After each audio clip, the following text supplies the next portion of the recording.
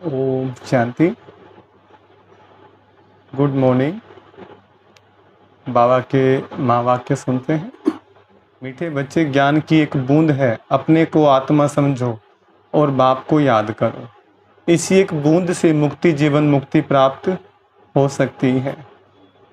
प्रश्न है, किस पुरुषार्थ में अपनी और दूसरों की उन्नति समाई हुई है?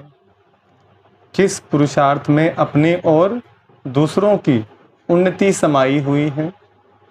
उत्तर, याद में रहने का पुरुषार्थ करो, इसमें ही अपनी और दूसरों की उन्नति समाई हुई है। तुम बच्चे जब याद में बैठते हो तो जैसे दूसरों को शांति का दान देते हो।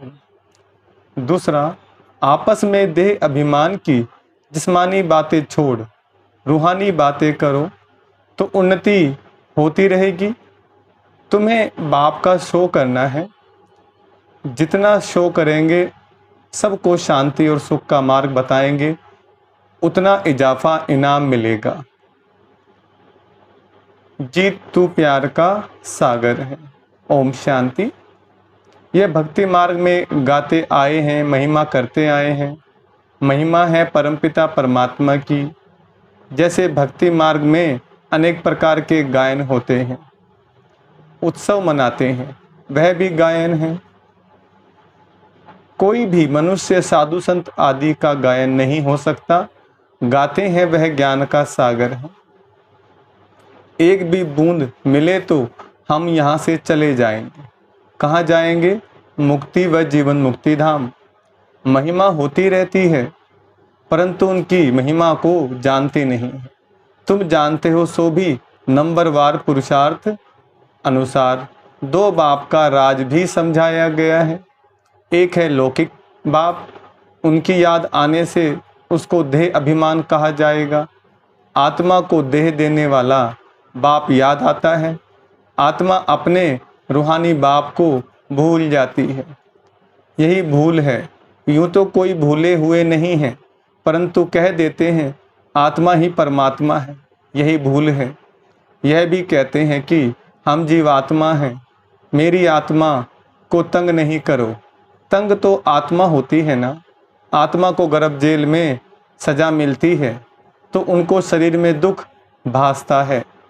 साक्षात्कार भी स्थूल रूप का कराएंगे, तब वह फील करते हैं हमको दुख मिल रहा है। बच्चों को समझाया है, पहले प्रैक्टिस करो। हम आत्मा हैं। देह अभिमानी बनने से संबंध याद आता है। यह चाचा है, मामा है, शरीर नहीं है तो कोई भी संबंध नहीं है। आत्मा का ही ज्ञान है। कोई को महान परमात्मा थोड़ी ही कहा जाता है। कोई मर जाता है तो उनकी आत्मा को बुलाया जाता है। ऐसे नहीं कहेंगे कि इनके परमात्मा को बुलाया जाता है। कोई भी हालत में उनको परमात्मा नहीं कहा जाता। ना परमात्मा जन्म मरण में आते हैं। परमात्मा जन्म मरण रहित हैं। आत्मा तो पुनर्जन्म लेती रहती है। यह भी समझ गए हैं कि पहले आत्मा है। देवी देवताओं की 84 जन्म भी भारत में गाए जाते हैं। अब बच्चे जानते हैं, ज्ञान सागर सम्मुख बैठे हैं। पतित पावन को ही ज्ञान सागर कहेंगे। बाप को ही कहा जाता है ज्ञानेश्वर। ईश्वर में ज्ञान है, सृष्टि के आदि मध्य अंत का। ईश्वर ही सृष्टि को रचते हैं, इसलिए उनको रचना का ज्ञान है। रचता कहते हैं तो जरूर रची हुई सृष्टि है। तब तो कहते हैं ना, रचता को बाप कहा जाता है। बहन भाई को रचता नहीं कहेंगे। रचता हमेशा बाप को कहा जाता है। बच्चे जानते हैं हमारे सम्मुख बाप बैठे हैं। भले विलायत में कोई बैठे होंगे, कहेंगे बाप से हम दूर हैं, परंतु याद तो करेंगे ना। तुमको भी याद करना है, परंतु लौकिक संबंध को देख पारलौकिक बाप को भूल जाते हैं। इसलिए बाबा कहते हैं उठते बैठते बाप को याद करने की प्रैक्टिस करो। मैं आत्मा इस शरीर में चलती हूँ। आत्मा का ज्ञान तो तुमको है। यह जानते हो आत्माएं और परमात्मा अलग रहे बहुकाल। सुंदर मेला लग गया जब सतगुरु मिले दलाल। तो आत्मा परमात्मा बहुत लंबे समय से अलग रह रहे थे। अब परमात्मा ने आकर स्वयं अपना परिचय दिया, सद्गुरु बनकर हमें ज्ञान दिया। ऐसे नहीं कहा जाता परमात्मा और परमात्मा अलग रहे बहुकाल, आत्मा और परमात्मा अलग रहे बहुकाल। आत्मा और परमात्मा कहा जाता है। अभी बाप बच्चों के सम्मुख बैठे हैं, कहते हैं आपकी एक बूंद भी बहुत है। परमपिता परमात्मा हम आत्माओं का बाप है, बस इसको ज्ञान कहा जाता है। ऐसे और कोई को भी कहने की हिम्मत नहीं आएगी कि तुम सब आत्माओं का मैं बाप हूँ। जिसको ही ज्ञान सागर पतित पावन कहते हैं, यह कहने कोई को आएगा नहीं। बाप ही कहते हैं मैं तुम्हारा बाप हूँ। बरोबर अब महाभारी लड़ाई भी सामने खड़ी है, यादव कौरव पांडव भी हैं, यह सारा समझाने पर मदार है। चित्र देखने से कोई समझ जाए सो मुश्किल है। जब तक टीचर ना समझाए, स्कूल में भी टीचर समझाते हैं ना, यह इंडिया है यह लंदन है। बिगर समझाने बुद्धि में आ ना सके, अगर नक्शे में नाम पढ़े तो भी सिर्फ नाम कह सकेंगे, लेकिन कहाँ है, कौन राज्य करते हैं, कुछ भी समझ नहीं सकेंगे। यहाँ भी हर बात समझने की होती है। आजकल तो पहले भपका चाहिए, शो देखकर ही आएंगे। अब वहाँ समझाने वाले बड़े अच्छे चाहिए, बच्चे ही समझाएंगे कि ये जगदम्बा है, सबकी मनोकामनाएं सिद्ध करने वाली है। झाड़ के नीचे दिखाते हैं कामधेनु बैठी है, तो उनसे मिलने लिए भी आएंगे। जगदम्बा जगत पिता है तो जरूर जगत की माँ भी होगी, परंतु जगदम्बा इनको कहते हैं क्योंकि कलश माताओं को दिया जाता है। मुख्य जगदम्बा गाई हुई है, फिर उनकी सेना भी है। तुम बच्चे एग्जीबिशन करते हो तो उसमें समझाने के लिए बड़े बड़े अच्छे बच्चे चाहिए, बड़े अच्छे बच्चे चाहिए। बाबा ने समझाया है, मुख्य बात है बाप के परिचय की। पहले समझाओ दो बाप हैं, एक है तुम्हारा लौकिक बाप, दूसरा है पारलौकिक बाप। लौकिक बाप से तो जन्म जन्मांतर हद का वर्षा लेते आए, अब बेहद का वर्षा लो। बहुत गई थोड़ी रही, बहुत समय चला गया अब थोड़ा सा रहा, ये भी चला जाएगा। विकर्मों का बोझा सिर पर बहुत है, योग से ही विक्रम विनाश हो सकते हैं। मासी का घर नहीं है, अर्जुन कुछ न कुछ हिसाब किताब रहा हुआ है, तब तो भोगना पड़ता है ना, कितनी मेहनत लगती है। अगर देरी से आएंगे तो कितना विक्रम विनाश कर सकेंगे, मुश्किलात है ना। यह तो तुम ढिंडोरा पिटवा दो, जो कोई फिर उल्हाना ना देवे। तुम कह सकेंगे हम तो ढिंडोरा पिटवाते, अखबार में डलवाते थे। जितना हो सके निमंत्रण तो सभी को मिलना चाहिए। बेहद के बाप से बेहद का वर्षा लेने का पुरुषार्थ करो, खूब निमंत्रण पत्र बांटो। सबसे जास्ती सर्विस दिल्ली में हो सकती है। दिल्ली है सारे भारत की गद्दी, वहाँ सभी अखबारों के एजेंट्स रहते हैं, अखबार द्वारा भी इत्तला करना है। लौकिक बाप से तो जन्म जन्मांतर वर्षा लेते आए, अभी फिर पारलौकिक बाप से वर्षा लो। जिस वैकुंठ को याद करते हो तो उसका वर्षा बाप से आकर लो। सभी अखबारों में डालते जाओ शिव बाबा का बर्थ प्लेस है, भारत सभी का उद्धार करने वाला एक ही बाप है। तो सबसे बड़ा तीर्थ परमपिता परमात्मा पतित पावन का हुआ ना, परंतु यह किसको पता नहीं है। क्राइस्ट, इब्राहिम, बुद्ध आदि सभी पुनर्जन्म लेते लेते अभी अंतिम जन्म में हैं। क्रिश्चियन लोग खुद भी कहते हैं क्राइस्ट यहाँ ही किसी जन्म में है। क्रिश्चियन लोग भी झाड़ को मानते हैं, लेकिन तो इतनी आत्माएं कहाँ से आती हैं? जरूर सेक्शन है जहाँ से आते हैं, हिस्ट्री फिर रिपीट जरूर होगी। यह झाड़ बड़ी अच्छी चीज़ है, परंतु इनकी वैल्यू बच्चों के पास नंबरवार है। कौन से झाड़ की बात चल रही है? ये बात चल रही है कल्प वृक्ष की। और क्रिश्चियनों के पास कौन सा झाड़ है? एक्समस ट्री है। बच्चे दूसरों को समझाने के लिए प्रदर्शनी आदि करते हैं, इसमें कोई आर्ट का शो नहीं करना है। आर्ट गैलरी में तो व्यर्थ के चित्र रखते हैं, समझते हैं यह आर्ट है। देवताओं की पतली कमर आदि के किस्म किस्म के चित्र बनाते हैं। वहाँ देवताओं की तो नेचुरल ब्यूटी रहती है। इस समय तो 5 तत्व भी तमो प्रधान हैं। सतयुग में 5 तत्व भी सतो प्रधान होते हैं। श्री कृष्ण गोरा और श्री कृष्ण सांवरा गाया हुआ है। वहाँ शरीर की मरम्मत नहीं होती, यहाँ तो देखो कितनी मरम्मत करनी पड़ती है। वहाँ तो भले बूढ़ा हो जाए तो भी दांत आदि सभी साबुत रहते हैं। दांत टूट जाए तो डिसफिगर हो जाए, वहाँ तो एकदम फर्स्ट क्लास 16 क्लास संपूर्ण रहते हैं। लूले लंगड़े होते नहीं, यहाँ तो देखो कैसे लूले लंगड़े जन्म लेते हैं। तो तुम ऐसे परिस्तान के मालिक बन रहे हो। एक ही मुसाफिर आकर परिस्तान में ले जाते हैं। तुम मुसाफिर यहाँ पाठ बजाते बजाते पतित बन जाते हो। आत्मा काली हो जाती है। बाप तो एवर हुसैन है, उनमें कभी खाद नहीं पड़ती है। मैं तो सच्चा सोना हूँ, इसलिए मुझे बुलाते हैं। कौन कह रहे हैं? शिव बाबा। एवर पावन को ही बुलाते हैं। बाबा आओ, हमको भी आप समान बनाओ। तुम एवर पावन तो नहीं बनेंगे। बाकी सतो प्रधान में तो सबको आना है, परंतु उनमें भी नंबरवार है। नाटक में एक्टर्स भिन्न भिन्न होते हैं ना। कोई हीरो हीरोइन होते हैं तो उनको पैसे भी बहुत मिलते हैं। अभी तो गवर्नमेंट सबके पैसे पकड़ती रहती है। कहा जाता है किनकी दबी रहेगी धूल में, किनकी राजा खाए। सफल होगी वह जो खर्चे नाम धनी के।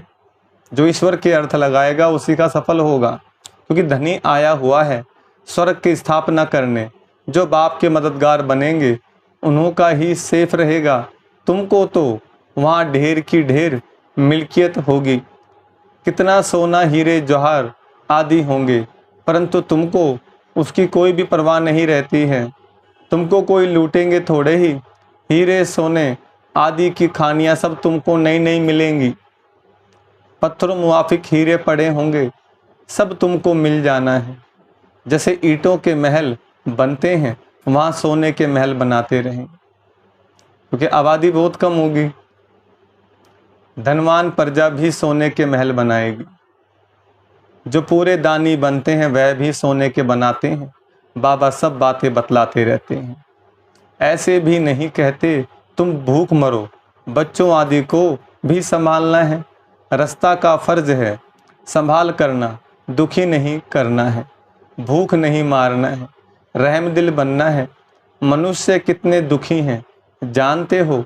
फैमन पड़ेगा तो बहुत दुखी होंगे, त्राही त्राही करेंगे, फिर जय जयकार होगी, सब आत्माओं को सुख मिल जाएगा। बाप है ही दुख हरता, सुख करता। सुख है दो, एक शांति धाम में रहना और दूसरा सुख धाम में रहना। सुख धाम में पवित्रता, सुख, शांति सब है। बाप कहते हैं मैं कलप कलप आता हूँ। जब मनुष्य बहुत दुखी हो जाते हैं, मेरा पाठ ही उस समय का है, इसलिए मेरा नाम ही है दुख हरता, सुख करता, सर्व का शांति दाता, सुख दाता। तुम जानते हो हम बाबा के साथ सबको शांति का दान देते हैं। जितना याद में रहेंगे उतना औरों को दान देते रहेंगे। फिर नॉलेज देते हैं सुख के लिए। तो बच्चों को माता पिता का शो करना है। जितना शो करेंगे, सुख शांति का मार्ग बहुतों को बताएंगे तो इजाफा मिलेगा। बाबा तुमको इतना कितना सब नई दुनिया की नई नई बातें सुनाते हैं। पुरानी दुनिया और नई दुनिया दोनों का साक्षात्कार कराते हैं, और ही जास्ती तुमको साक्षात्कार कराएंगे, परंतु उनको जो बाबा के पक्के सच्चे बच्चे होंगे। सच्चे दिल पर साहिब राजी होता है। तुम बहुत कुछ देखेंगे, जैसे शुरू में भी दिखाया था, फिर अंत में दिखाएंगे।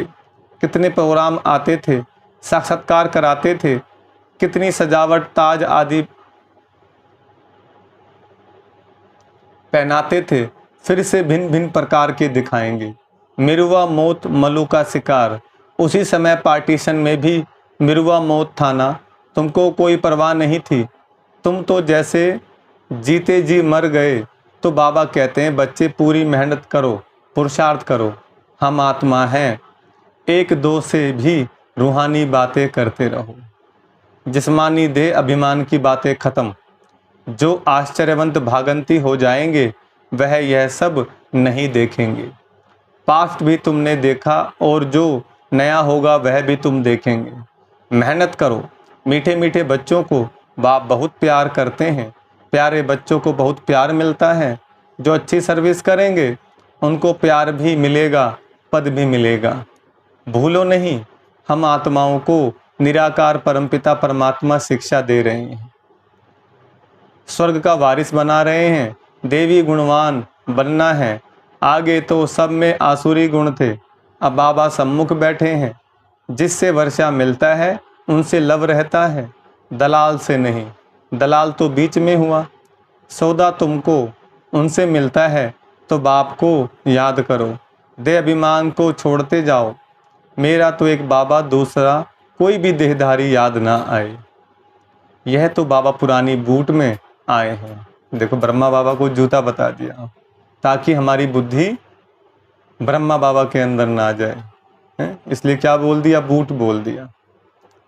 कल अब पहले बाबा कहते हैं यह पुरानी बूट में आए हैं, मैंने यह लोन लिया है। कल अब पहले भी यह अक्सर कहे होंगे, अब भी कह रहे हैं। आज के ही दिन तुमको यह समझाया था, फिर समझा रहा हूँ। कितनी अच्छी विशाल बुद्धि चाहिए, लक्ष्मी नारायण नंबर 1 बने। जरूर अच्छी प्रारब्ध बनाई होगी। यह गॉड फादरली सेल्वेशन आर्मी है, सारी दुनिया को मुक्ति, जीवन मुक्ति की सेल्वेशन देने वाली, सर्व का सदगति दाता राम। गति में तो जाना ही है सारी दुनिया को। अच्छा, मीठे मीठे सिकलदे बच्चों प्रति माता पिता बाप दादा का याद प्यार और गुड मॉर्निंग। रूहानी बाप की रूहानी बच्चों को नमस्ते।